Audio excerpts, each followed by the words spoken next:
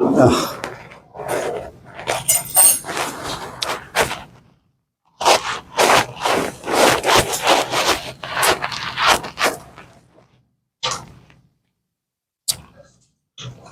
Matthew, how are you? All right, how you doing? Good. Good. You come all this time, guys. Yeah. I'm beginning to forget things. The things I want to forget, I can't. The things I don't want to forget, I do. I don't know why you guys have your notebooks out. You know, there is no need to take notes. Ali?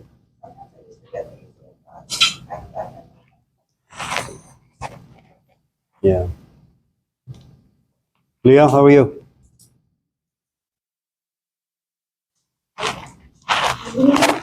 Yeah.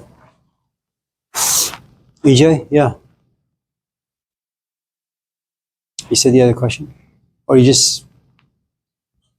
Did you? No? Okay.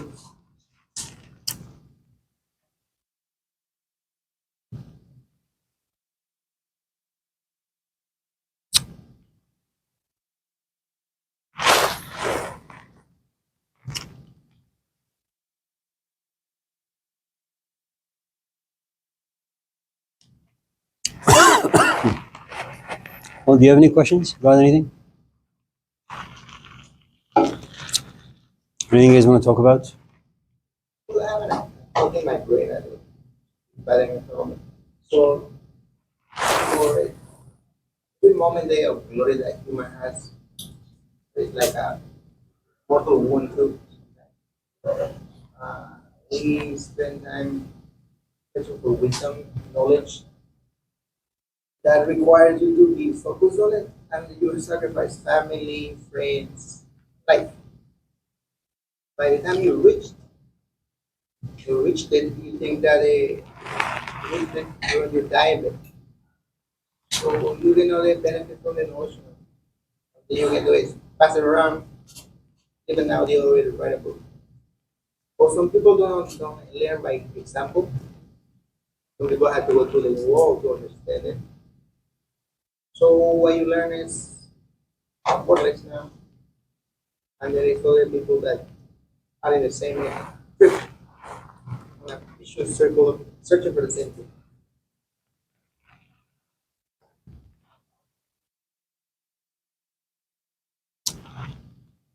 Your question makes me feel as if I just entered into a ring with Mike Tyson. It's a little too early. Featherweight, you know? Your question is a little heavyweight right now. So can we just warm up to it? Yeah. Madison, anything?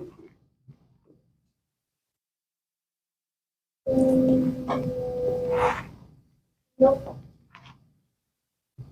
Sarah? Still thinking. Louis?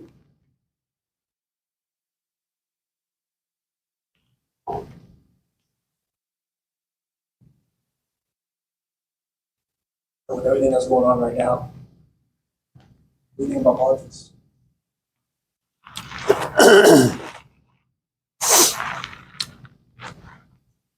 You know, when I came to this country, there was football, the American kind. Then boxing became a big deal, especially with Mike Tyson. Then kickboxing became a big deal. Then WWF became a big deal.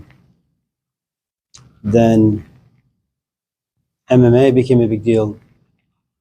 The progression of sports are just becoming more and more violent. And politics is in the same vein. As the years go by, it just becomes more vicious, more violent. There was something that, you know, going back to some of your questions in regards to the sort of negative or the beastly aspects that live inside us. You know, do you have children? Oh, you're expecting. One of the things that happens to us as parents is that, whether consciously or not, we come to realize the kind of difficulty of living in society, making money, being around people, the things that the teachers want, the things that eventually life demands of you. So we socialize our kids. And so every time they don't say a thank you, we remind them, sometimes gently, sometimes a little bit of a force. And so we get them ready to enter society with some etiquette, so they don't become an outcast. Because the moment you become an outcast, you have to create your own path. And that's very, very, very difficult, if altogether not impossible. So one of the nice things about living in a culture, society, is that some of the most basic human tendencies are repressed. You want to tell me that I suck as a human being, as an instructor? Well, you say it in a very eloquent way. Could you change your teaching style, please? Can I maybe drop the class? Can I maybe ask my question in a different way? So we sit at the table and we just talk it out. Once you remove those social etiquettes, then what you have is just a very vile, very basic, and very base human tendencies coming out. If you go back to the presidential debates, say between Jimmy Carter and Ronald Reagan, and then Reagan and Mondale, and then Reagan and Dukmajian, and then the Clintons and the Bushes, and then fast forward to Trump. Because of the way Trump is, and because of the way he uses language and expresses ideas, it seems that all the political etiquettes went out the window. They all went to trash, And so that opens this Pandora's box, that anyone can now say whatever in whatever fashion. So I'm not really quite sure where it's going to end up. Can I tell you a story? It comes from this very, very famous poet named Sa'di. I think 12th, 13th century in the Persian world. He has a story about a mother receiving a text. This is like about 800 years ago. And the text says that your son is in jail, come get him. And so, she gets into her Porsche, goes to this place, and the sheriff looks at it and says, he was caught stealing. And the mother looks at the son and throws a temper tantrum, justifiable. And the son looks at the mother and says, remember when I was 2 and you saw me stealing something and you looked the other way? Had you slapped me at the age of 2, I wouldn't be here at the age of 25. And the point is, the way politics is and the way people are. I mean, consider the fact that divorce rate is about 60%. Mental health issues are just over the top. Suicide has gone up about 60%. When you don't, fix the cracks in a dam, at a certain point it's just going to fall apart. And so I'm not really quite sure how this place is going to end up. I was talking to my brother this morning, and I think one of the, how if you guys want to graduate from Laney College, you have to take some prerequisites, like you have to take a science class or a math class or this class or that class. I think if you want to enter the political arena, all the people who want to enter politics, they should serve 2, 3, 4, 5 years in a third world country, in poverty-stricken environments. Speaking as an immigrant, you can't find a country as wonderful as America. You really can't. But privilege does something. Abundance does something. It makes you arrogant. It makes you forgetful. And then you become like a snake. You eventually eat your own tail. You basically die. And that happens to every empire that's been around. You know, I don't know if you guys have heard of Bjorn Borg. He used to be a tennis player many, many years ago. When he was 14 on the tennis court, he threw a temper tantrum. He just went crazy. And his coach took his racket and broke it and said, "You can't play tennis for the next 6 months." When he came back to the tennis court at the age of 15 or so, he never expressed any emotions. He retired at the age of 26 after being beaten by John McEnroe at Wimbledon US Open.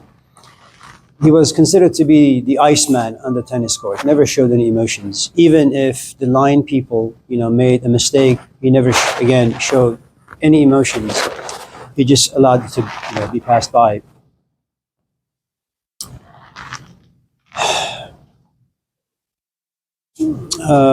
Anyways, I forgot my train of thought.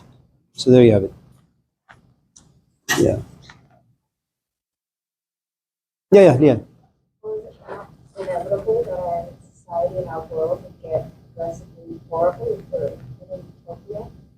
I remember seeing that there was like an experiment that scientists conducted where they put a bunch of mice in like a utopia enclosure where the mice had all the food they needed, all the toys and everything. And they lived in harmony and in peace, and then eventually they started killing each other, eating each other, doing really horrible things. And is that not just the way life is, especially since we're not alive solely to survive anymore?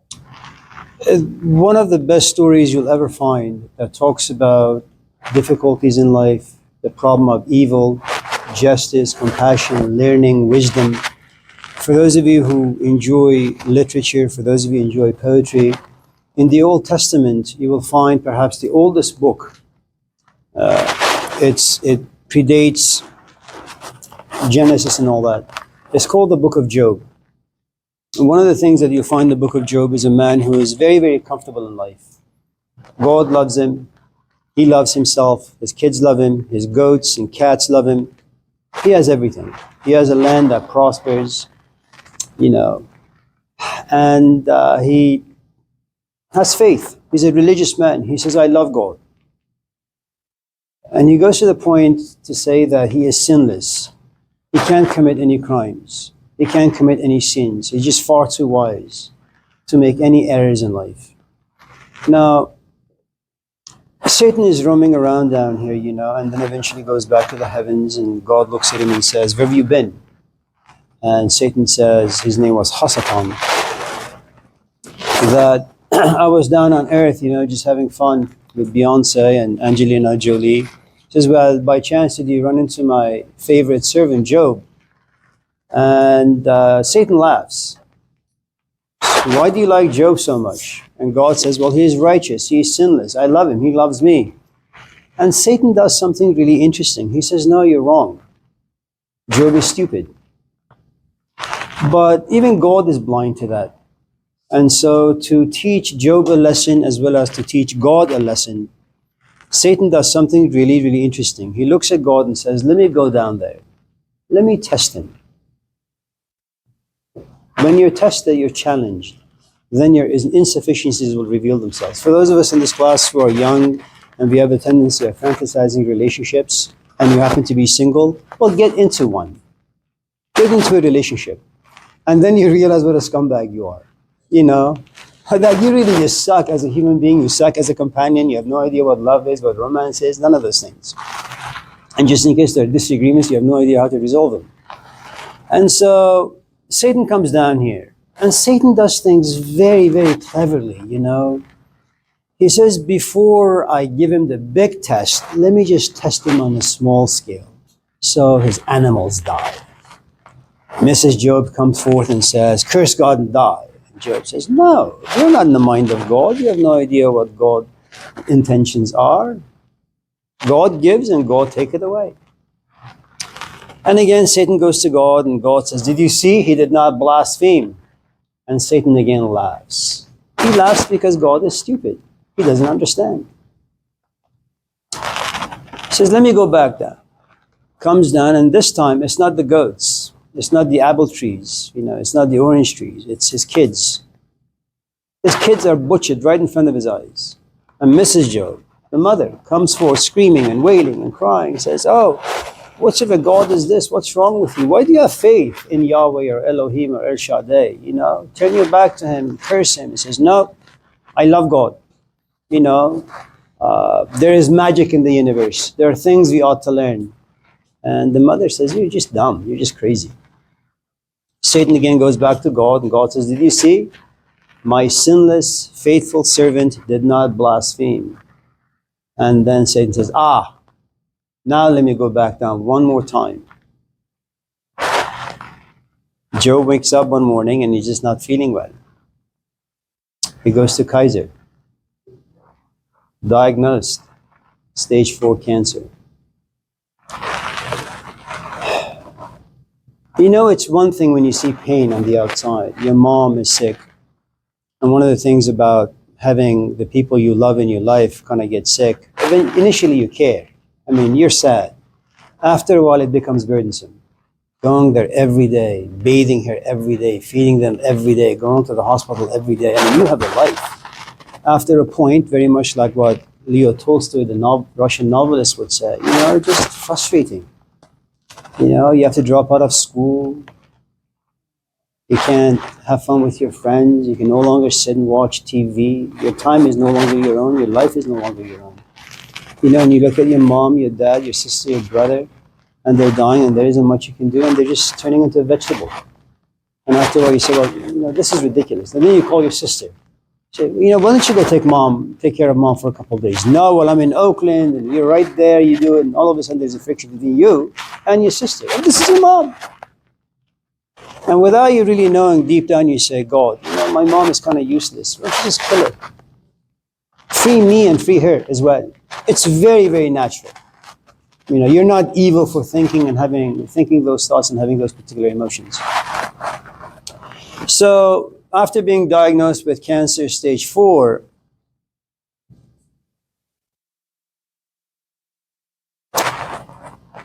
his wife disappears from the picture. Satan disappears from the picture. Now Job is challenged directly. It's no longer about your wife, your kids, your political views. It's about you and death, and it's imminent. And one of the things about having stage 4 cancer, being very, very, very sick, is that whatever power you thought you had in life that would allow you to control your environment, that power is gone. You feel helpless.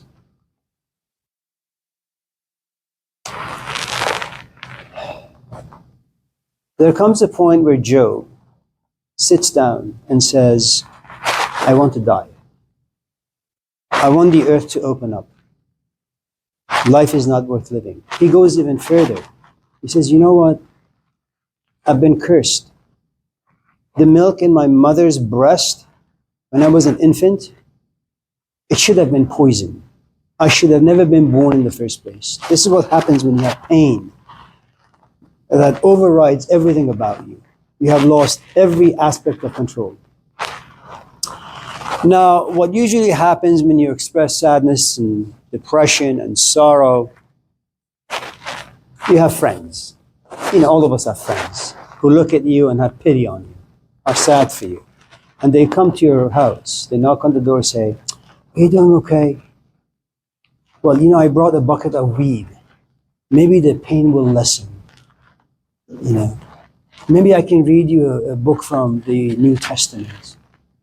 Maybe I can tell you that you should just trust in the system, whatever the system may be, political, religious, whatever."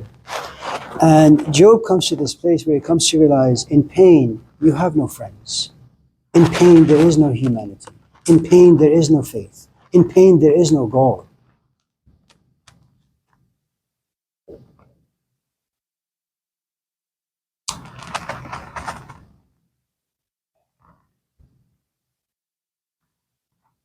So for those of you in this class who sometimes have friends who happen to be chronically depressed, should you call them? First of all, don't call them. Go visit them. If you visit them, keep your mouth shut. Go to the kitchen, make some food, or get some food from outside, and just eat together. "Good morning." It's okay. Just sit with them. Don't give them a pep talk. Don't give them bumper stickers. Don't be offensive. Just sit there quietly. You have nothing to say. That's helpful. Your physical presence alone is enough. After many, many days, if not months or years of depression, something happens to Job. There's an opening. How, why, when, who, no one knows how these things happen. Job begins to understand. And when he understands, then he begins to accept good and the bad equally. The point I'm trying to make is this. In privilege, you just become stupid. In pain, you also become stupid. And so if you have the capacity, if you have the proper tools, if you have the ability to be patient, and one of the ways that you can be patient is stop watching shorts on YouTube. These 10-second clips that give you an erection for 10 seconds, because then your brain patterns begin to change. If you're able to live in darkness, this excruciating pain, for a number of months, if not years, then eventually something will happen. Then yes, you will get wisdom. The problem with wisdom is that it's like you becoming pregnant. You have this overarching view of life, and you want to share that with other people, only to realize nobody really cares, and no one really understands, even if they care. So does privilege make us stupid like the rats you mentioned? Absolutely. In privilege, do we become cannibalists? Definitely. Is it pain that wakes us up? Yes. Can pain be useful? If you have tools, like anything else in life.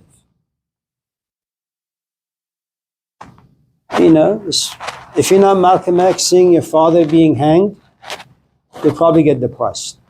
And you'll be angry for the rest of your life. If you happen to be like Malcolm X, it can be a blessing.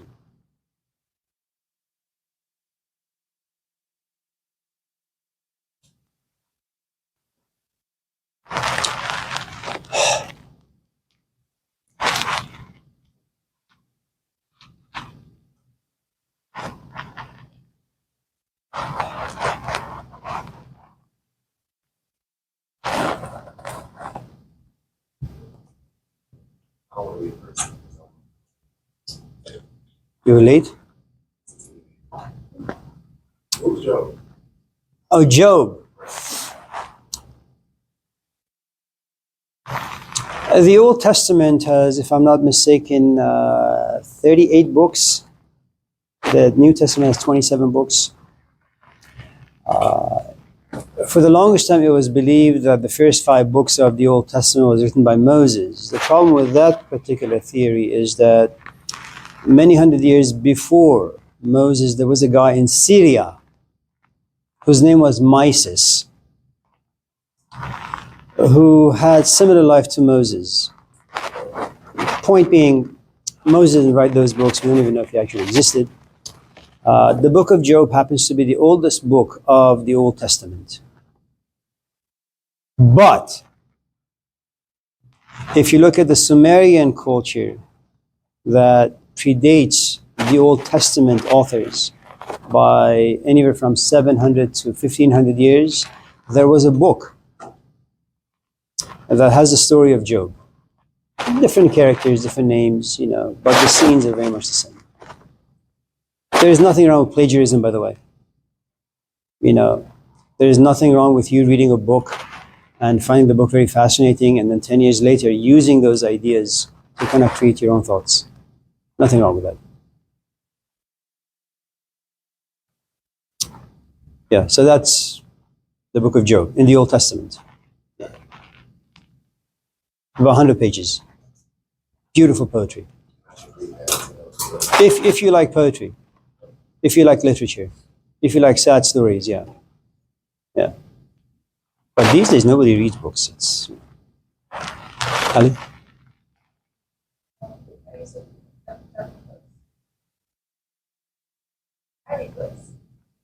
Why? There was a guy many years ago. His name was Alexis de Tocqueville. Tocqueville was French. He was commissioned by the French government to come to the US and examine the prison system. He discovered something very interesting about American people, American culture, the printing press.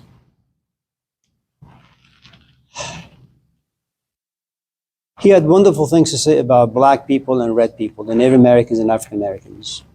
They're the most hospitable. They're the kindest people. Knock on their door, ask for a buck, they'll give you 10. You know, knock on their door, say, I'm hungry, they'll give you a bucket filled with food. You know, go to a white person's house, knock on the door, say, I'm hungry, they'll shoot you. That was, you know, his analysis of the American culture to some extent.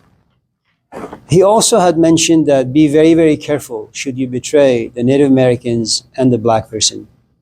Should you betray them, should they trust you and you betray them, they will hunt you down. It's also very true. Okay. Hello. He mentioned that, please, he mentioned that America prints a lot of books. They're just trash. You know, America doesn't create Leo Tolstoy's. America doesn't create Friedrich Nietzsche's. Just trash. Kim Kardashian's, you know, J.R. Tolkien. Yeah. Books are good. Good for you. The only problem with reading good books is that you begin to look for people who have similar narratives to the books that you've read. But they are as interesting as books. And then you realize that they're not. And then one day you'll find yourself in a church getting married to a book. Because you can't find a person as interesting with any depth. So there is also another problem with reading books.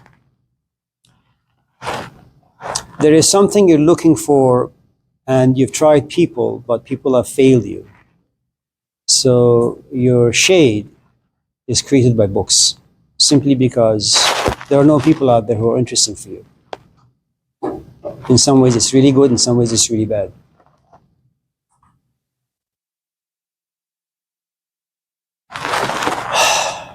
You know, it's like going out with a mature person versus an immature person. When you go out with a mature person, like you're 19 right now, just go out with someone who's 40 and who's solid. And that 40-year-old is walking across the street and gets run over by a bike and dies immediately. I know it's awful, right? And then, of course, you get sad and depressed because you guys had a great relationship. But, you know, human beings are social animals. If you haven't turned into a beast, like, you know, pushed into isolation, loneliness, depression, that you will eventually go out there and want to date. And then you say, you know what, maybe I should date people my own age. But the 40-year-old has contaminated you with maturity. What can a 19-year-old give you? Nothing. These days, what can a 40-year-old give you? Nothing. So when you read good books, you become disappointed in people. So make sure you always read bad books. Then people can't disappoint you. Well, either way you look at it, it's unhelpful. You know, with immature people, you can have fun. And eventually ruin you. With mature people, you can't. You'll have certain kinds of fun. That also ruins you. Some people who just as immature as other people. Agreed. Yeah. I mean, look at, there's some old people in this room. They suck. I agree with you. Ilya, your hand was up. No? Oh, yeah, but I can't remember what it was. Yeah. Anyone else? No, I was just gonna second your statement saying that just because you're older, that's true. No, I disagree with you. Just because you're old, you're very, very mature. The only problem is you can't put that maturity into physical action.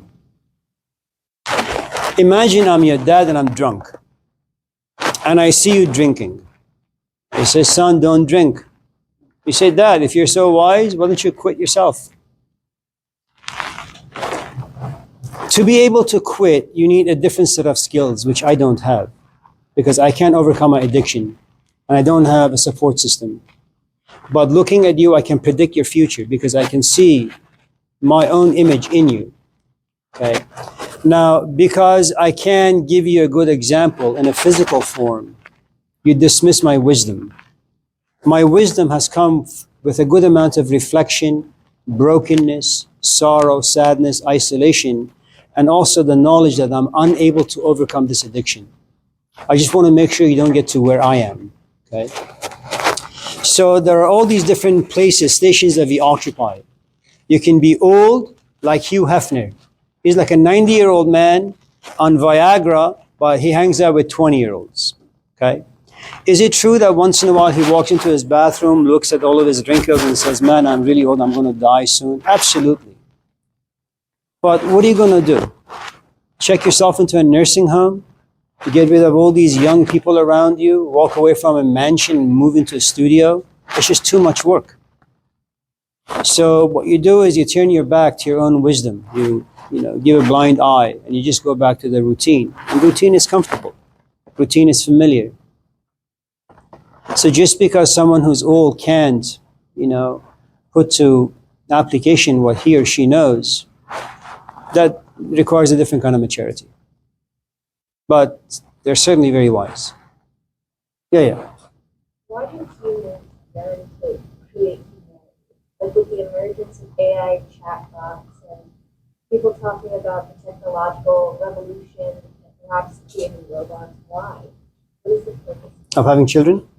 No, creating humanity, like AI, robots, things like that. Oh, like the movie that Will Smith played in. What was the movie called? I, Robot? That robot. One of the problems right now in Japan is that their population is going down because they've created these wonderful robots that if you're a man, you can actually, buy a robot, custom made, that looks like Angelina Jolie. She'll talk to you. She'll cook for you. She'll even lay with you. I don't know if, those robots are designed to do anything more than that. And so what the government has come to realize that since the robots are taking over, we need to go to these tiny villages in Japan and grab women, young women who are villages that have not been contaminated by technology, bring those women into the city, hopefully have these men and women meet so they can have sex, so they can produce babies. Evolution is blind. I mean, we do things without really knowing the consequences. It's like when a woman who has 2 kids falls in love with an alcoholic without understanding what alcohol does to your psyche. And then once you're in love, you're consumed by it, you're intoxicated by it, you bring this man home and this man begins to abuse your kids. It's very difficult to predict your future because we're not that smart. Human beings are really dumb. There was this episode in Star Trek with William Shatner, for those of you in this class. You guys know what I'm talking about? Star Trek? Yeah. There was no data then. No, Mr. Spock. No data. Mr. Spock.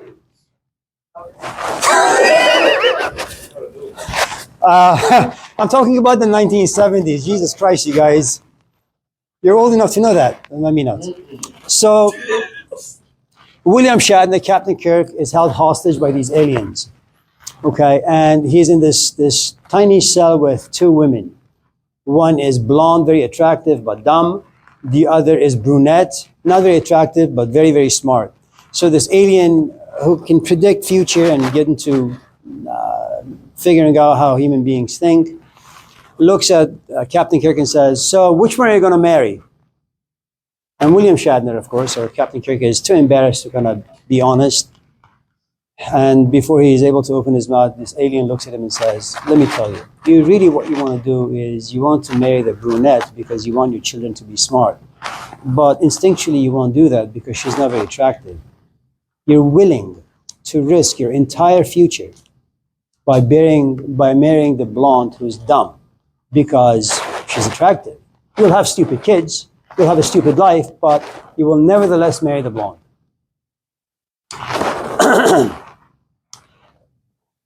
There are these parts to us. There is the instinctual part that are very, very organic. Like you go to a party, there's a good-looking guy or a gal, you're simply attracted to them. That's the kind of animals that we are. If you happen to be somewhat reflective, you sit back and you say, Leah, why are you attracted to that person over there? You don't even know them. You don't even know their history. Even if you go near them, even if you have a conversation and realize they're dumb as concrete, because of the physical attraction, it's kind of like a magnet or a paperclip. The paperclip doesn't need to love the magnet. The magnet has enough force to pull the clip towards itself. That's what attraction does. And even if you come to realize, she says, yeah, I hate my mom. Yeah, I hate my dad. Yes, I served like 50 years in prison. None of those things really matter. Because instinctually, you're just profoundly attracted.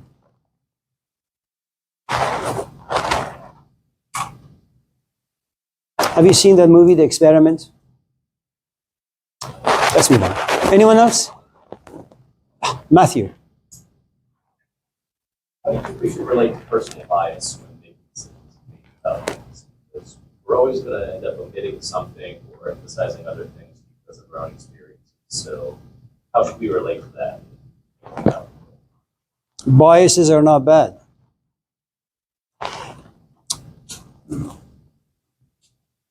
Temperaments aside and reincarnation aside,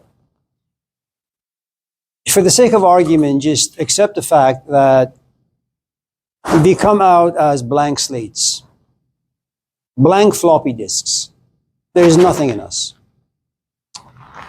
At the moment you open your eyes, you begin to get contaminated by the things you see, by the things you smell, by the things you hear, by the things you touch. And then, of course, experiences. Those experiences create for you an identity. Inside your identity lives history. That history creates your culture. That history has in it stories. Okay? Stories will always create bias and prejudice. That's just who and what we are. Okay? The question is, are your biases educated? Let's say you come to my office, Matthew, and say you want to drop out of school. Okay? And you're going to give me this long, passionate discourse about how talented you are and what a genius you are.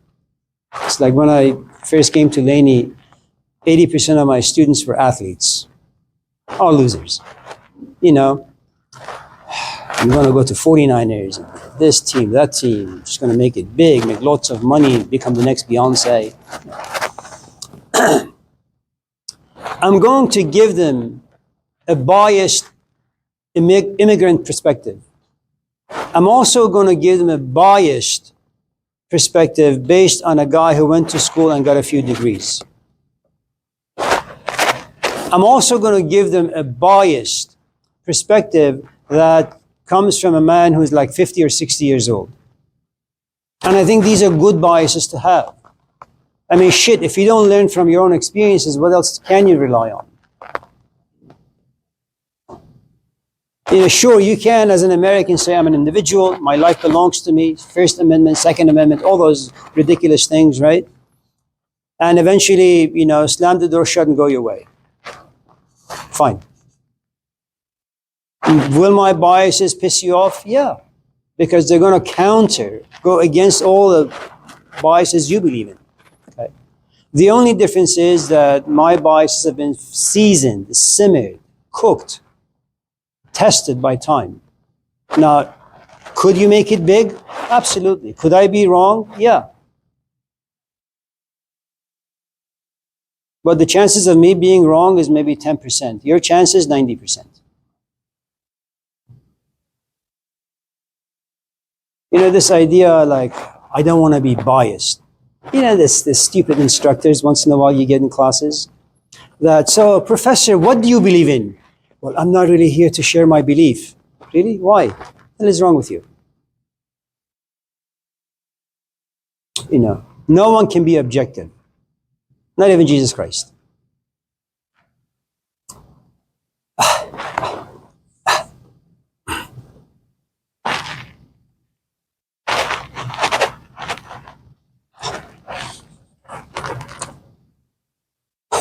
I'm sorry. What? That's okay. Devonta, you and I are friends. You can laugh, you can fart, you can piss, doesn't matter. All right, not too much then. All right. Brandon?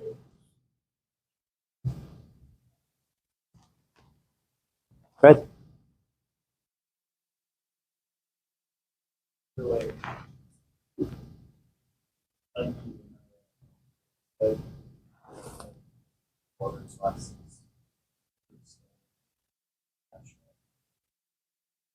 That's true.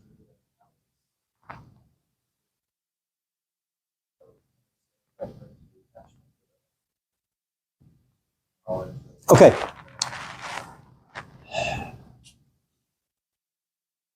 Let me tell you a story. Okay. You are my son, and I am your dad. Sounds okay?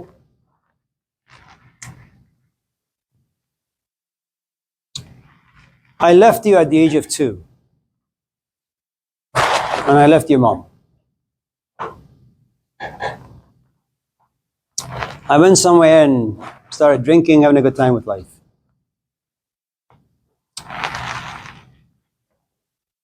You realize that your mom has to struggle for the 10, 15, 20 years to put food on the table. She really, really suffered because of me. And you suffered because of me. But you're just a kid. You play soccer, you play football, you play video games. Most of the horrors that I imposed upon you, you just forgot. Or you repressed. Didn't forget, but you pushed away. And I think the Buddhists are right in the sense that human beings are like toxic wasteland. The stuff you don't like, you just put somewhere inside you. And you assume that just because you don't see them, they don't exist.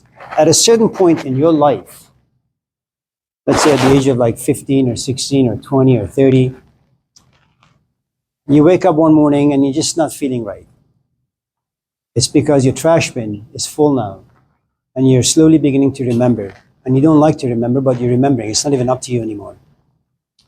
And then you get really, really angry. And then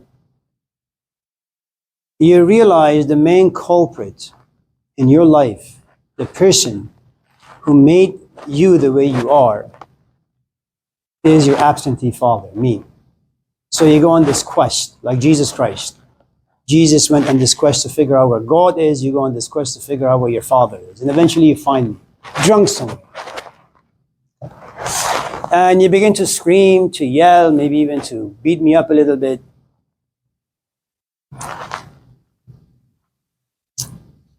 I'm all bloodied up because of you. I puke, but you are, after all, my son. There is this part of you that all of a sudden comes to rise at the surface. You pick me up, carry me to my room. You put me to bed. I sober up a little bit. And I look at you and your messy life. And I say, okay, you know, it's time for some honesty. I sit you down and I say, Red, I know you hate me, that's fine.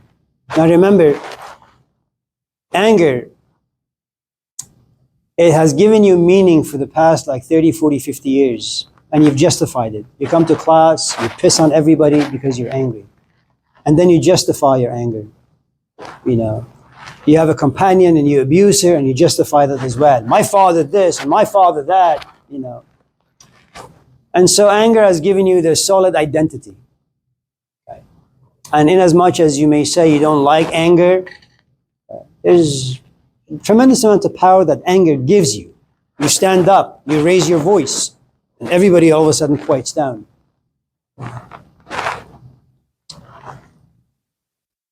That's why most of us in this class don't want to piss off people who have had a difficult life. Because it doesn't take very much for them to become enraged and then express that rage physically. So we walk very cautiously when we're around them. I sit you down and I say, Red, listen.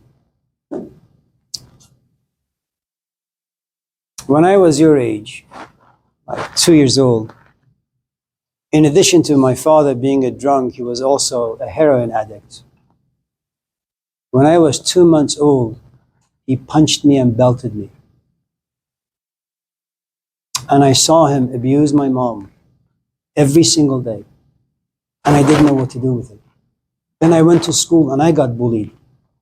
It was just too tough. Then one night I come home and my mom was dead in the hands of my father.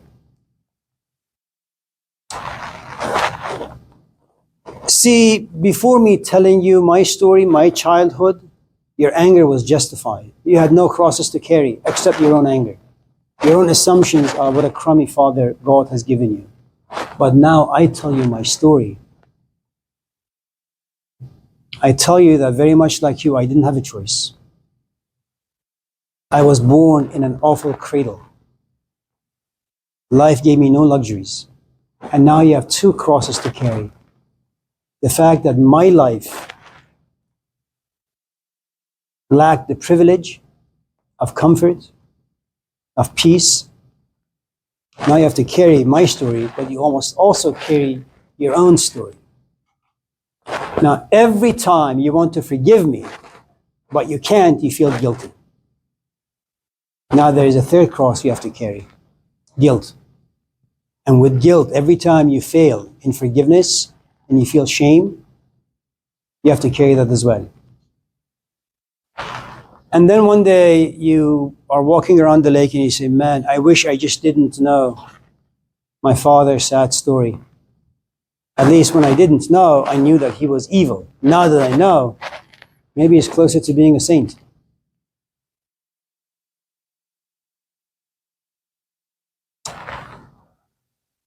You know, it's not very easy, very difficult to demonize people. Hitler, for example.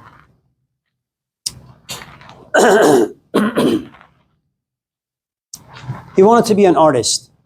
The only thing he got from his parents were punishment. What the hell do you do when you keep getting bullied by your parents, by your own psyche, by society? You become invisible. At a certain point, something's going to happen. I mean, mental illness in this country is no joke.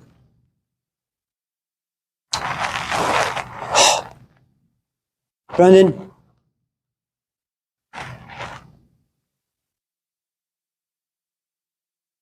Leslie?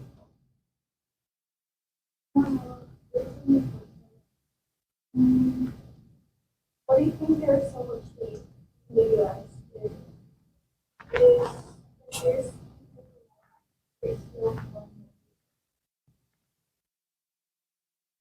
It's literally supposed to be like,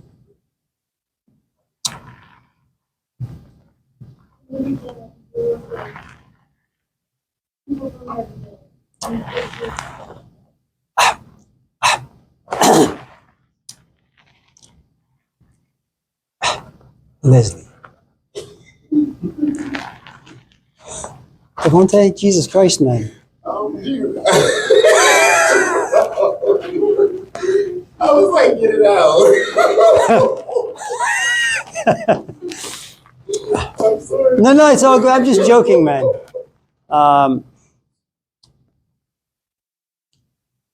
Look.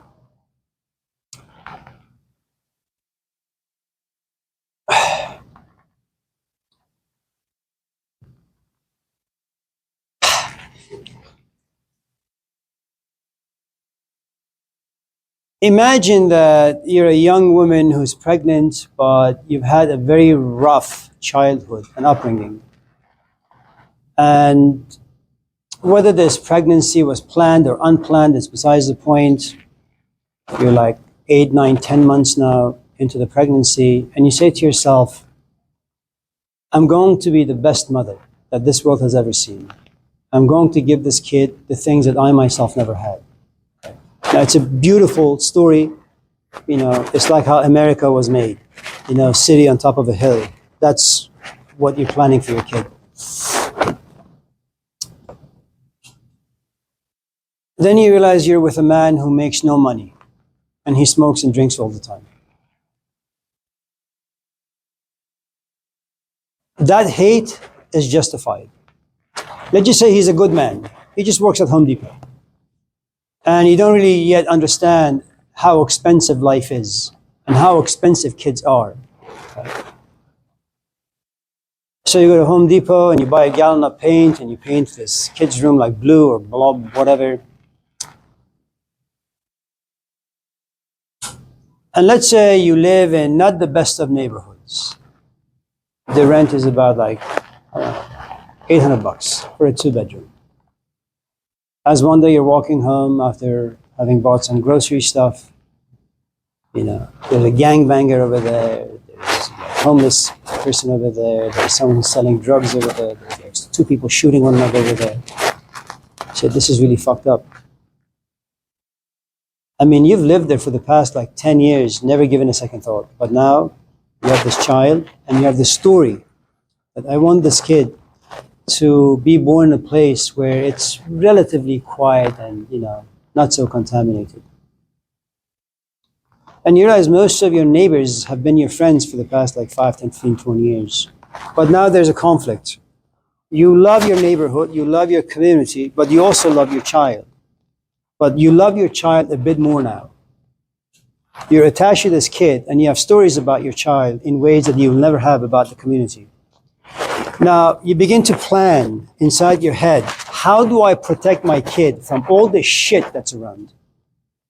The more you think about it, the more you reflect on it, the more you realize you have zero power. And then you begin to hate your man for not having enough money. And you begin to hate having conversations with him about getting a second or a third job. You hate living in your apartment. You hate living amongst that particular community of people who you consider to be your friends. So hate is very, very, very natural and organic. Okay? The question is, do you have the power to do anything about it? Okay? You know you can't change your community, so that leads you to paralysis. You look at your life, what can I do for my kid? You go to Home Depot and you buy some bars. Okay? And you screw them to the doors and the windows. Okay? That's the best you can do. And you realize, well, you don't live in a neighborhood like Piedmont where you can send your kid to the best of schools. They give you free laptops and free food and free this and free that. Okay? It's one of those just shitty public schools. Okay? So instead of, for the past like 5 years, every time you see your son, he says, "Hello, Mom, how are you doing?" After one day of going to school, he comes home and says, "Yo, what up with it?" So what the fuck is this? And all of your work, all of your effort, trashed. Okay? Not that there is anything wrong with that sort of expression. There is this poem that was written by this man. You probably have heard of him, Baba Tahir. Of course not. He was a Persian poet around the 11th century or so. گلی که خون بدادم پیچ و تابش ز آب دیدگونم دیدم آبش به درگاه الهی کی روابی گل از ما دیگری گیره گلابش. You know, it's like I raised this kid with the blood of my heart and the tears of my eyes. That's how my child was grown. Okay, that's the nourishment, that's the food. Then all of a sudden society takes him without considering all the effort, all the pain I injected inside this kid, and removes all the good things that I gave my kid and injects in them trash.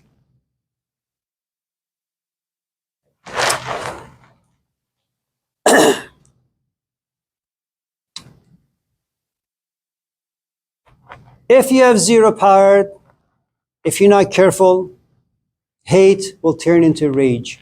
Rage will turn into violence of sorts, either towards your own self, towards the immediate people around you, or society at large.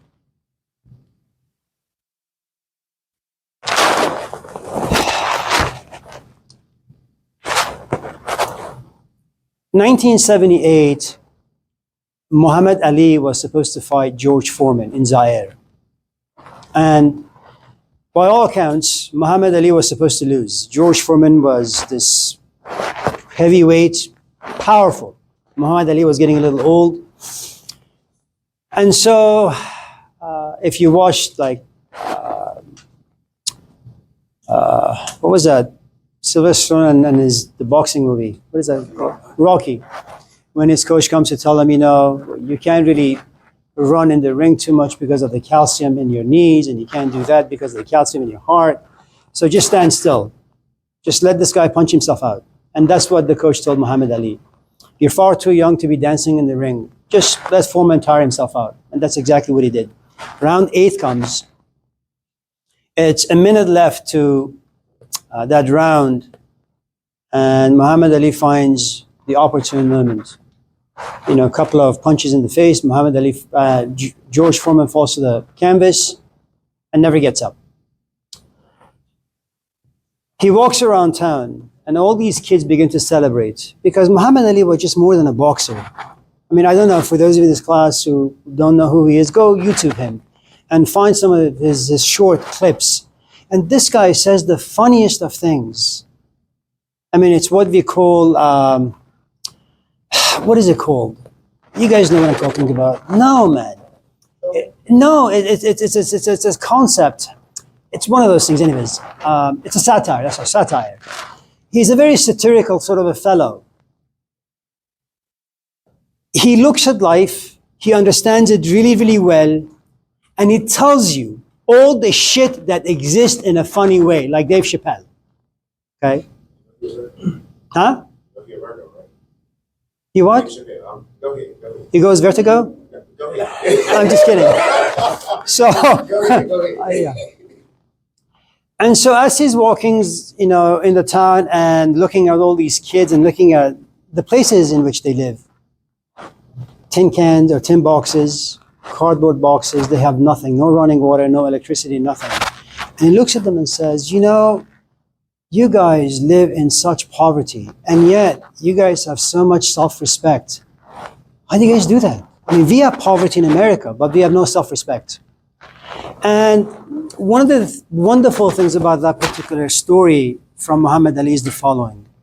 Some cultures will wire you at the moment of birth how to deal with poverty, how to deal with disgust, how to deal with hate in a way that is productive and healthy. Other cultures, like this one, that's completely fucked up, will give you no tools to deal with any problems in life. Someone looks at you the wrong way, you form a complaint. Someone looks at you another way, you punch them in the face. So what you have is, all of a sudden, the 1980s,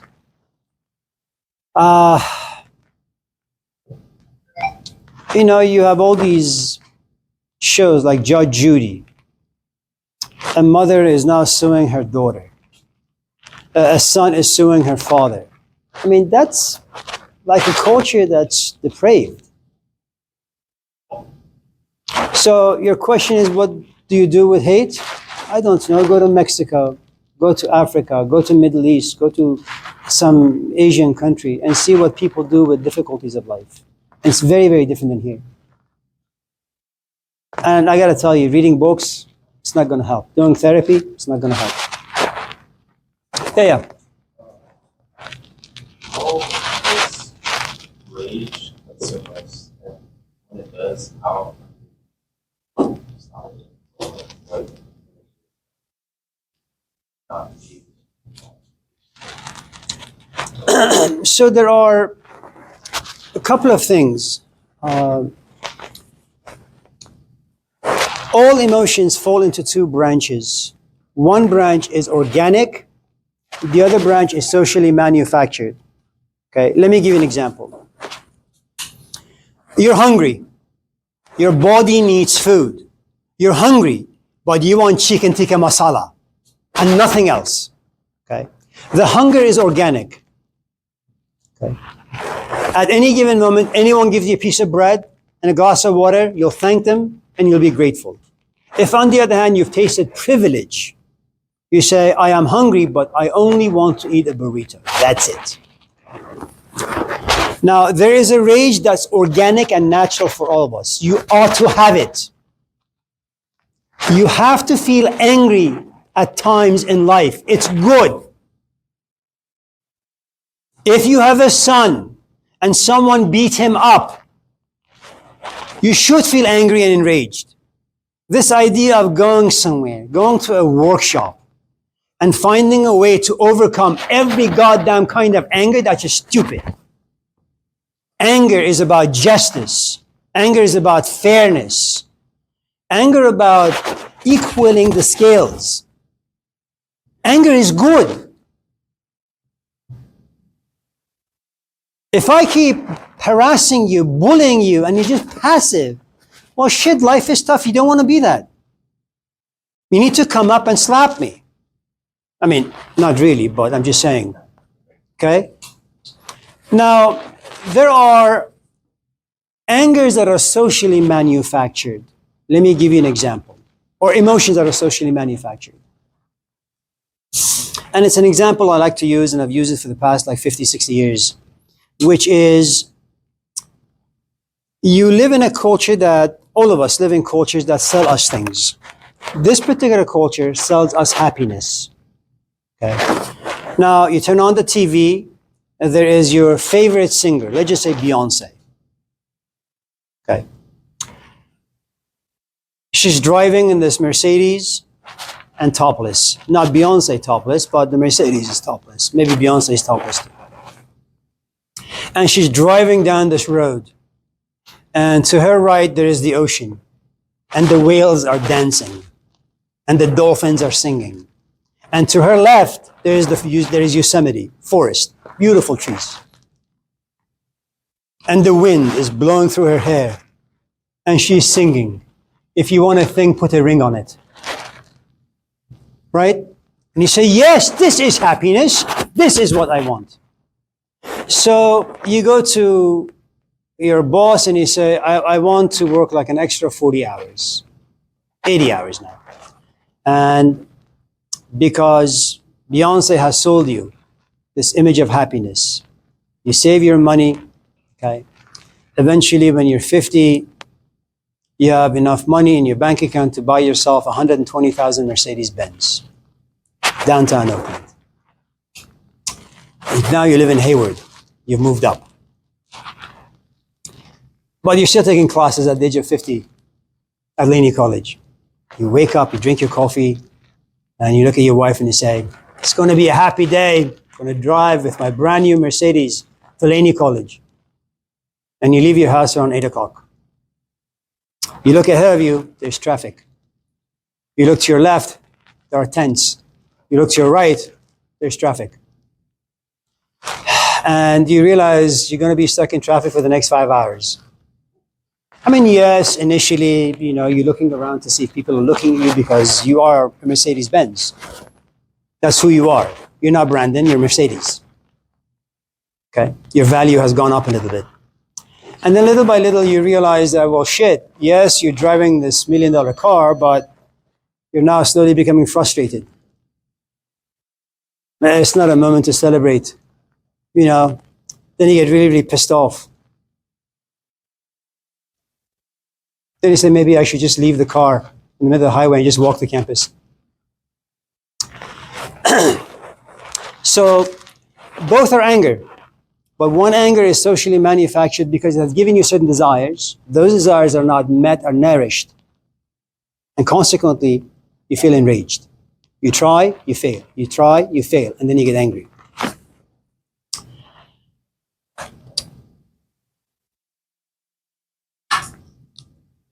In regards to socially manufactured emotions, what usually happens is the following. Do you drink? Excellent. Do you drink to get drunk sometimes? What? Oh, that's right. You're deaf. Okay, so you drink, yes. You drink and you get drunk, yes. Now, we're not going to go into the history of alcohol and alcohol consumption. We leave that for another day, i.e. drugs. Let's say you're at a party, you're having fun, and fun equals privilege. Fun equals privilege. Privilege equals forgetfulness. You're having a fun time with your buddies. And you've come to realize that when you drink a little bit, you loosen up. مرغ باغ ملکوتم نیم از عالم خاک دو سه روزی قفسی ساختند از بدنم. As long as you're sober, you feel imprisoned in your flesh. Thoughts, emotions, past, history, culture. As you loosen up, you find freedom. You can laugh better. You can joke better. You move around your body, you know. And then there comes a point where you're just intoxicated. And you act like an idiot. You know, I mean, some people get drunk and become mute, and some people get drunk and become stupid. You happen to be the stupid kind. And then you're about to drive, your friend says, let me drive, who is even more drunk than you are. So gets you home. Your friend, let's call him Joe. But, you know, you puked all over yourself, so Joe undresses you. I mean, he's like Jesus Christ. Acts of compassion. And he washes you. And he puts your jammies on, and then you wake up in the morning, you have a headache, you just don't feel good, and you puke some more. And pain begins to consume your psyche. And then you say, well, that was shitty. I'm never going to drink again. I'm never going to party again. Two things happen. Emotions are like alcohol. You're not going to get drunk on the first sip. An event is not going to just make you angry unless you have buttons. What's going to happen, an emotion is going to disturb you a little bit, especially if it's negative. Then you're going to find a way to overcome the disturbance. You won't be able to probably. Then you'll be irritated. Then you'll be annoyed because you're irritated. Then you try to get rid of the irritation. It's not going to happen. Then you get frustrated. It's like working with a puzzle and you can't solve it. And it's a puzzle, you know. And then you become angry. Now you're fully, once anger reaches rage, you're drunk. You're blind. You can't see anything. You'll say all sorts of nasty things to your companion. You'll do all sorts of nasty things to your kids, to your friends. Okay? I mean, your mouth had a gate, and this gate was shut. But when you're drunk, this gate is completely open. Anything can come out now. When you puke and pain is experienced by you, what happens is you begin to look at the past and you begin to make a value judgment about the past. And pain is always going to be on the side of the negative. What you did was not worth it. What pain does, it allows you to step out of yourself, examine the past, examine your activity, your action, and you're not going to judge it positively. It's always going to be negative. And when you step out of yourself, what you have is detachment. What you have is a Brandon who now has the ability to examine pleasure, drinking, partying, fun, puking, and pain. And then you say, was that fun worth it? While you're puking, the answer is no. Now, is that going to keep you from drinking ever again? The answer is no. Why? Because the element of forgetfulness exists in all of us. Unless you're a professional, like a Malcolm X, or a Socrates, or a Jesus Christ, every time you have all these alarm clocks. Like when I want to wake up to get to school by 4 o'clock, I set my alarm at 3, knowing full well I'm going to go back to sleep, then 3:15, then 3:20, then 3:25. There comes a point and I say, Amir, just get up. And I do. If you are a professional and you know how your system functions, you have all these alarm clocks. Every time I want to party, I'm going to call Joe. Every time I want to drink, I'm going to call Mike. And these people have the power to influence me otherwise. But that takes a lot of training, a lot of pain to come to a place where you say, you know what? I'm a shitty human being. I want to be less shitty. How do I become less shitty? By having all these instruments around me.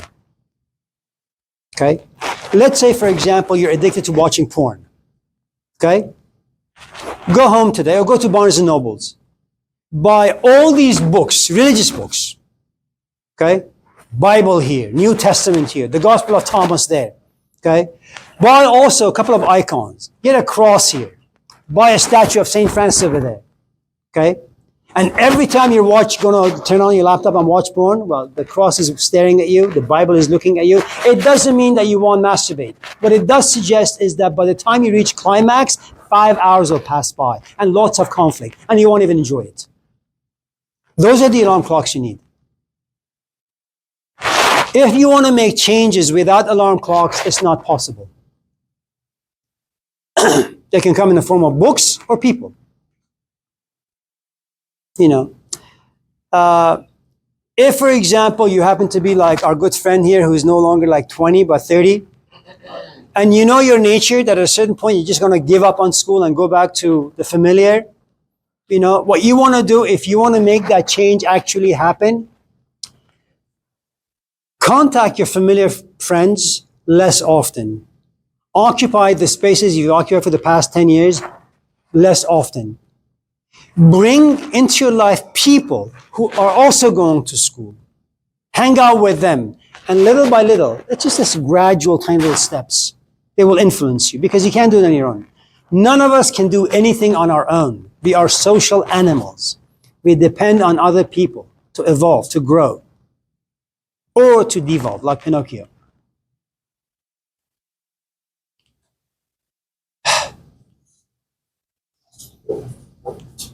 Stephanie, are you taking notes?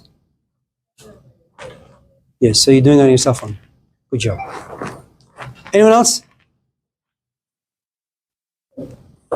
So basically what you're saying is pain is necessary for change. That's the only way you actually manage it. Pain, if used the right way. I do construction. Sometimes I'm lazy. Sometimes I'm in a rush. Sometimes I just want to get to the conclusion without going through the right steps.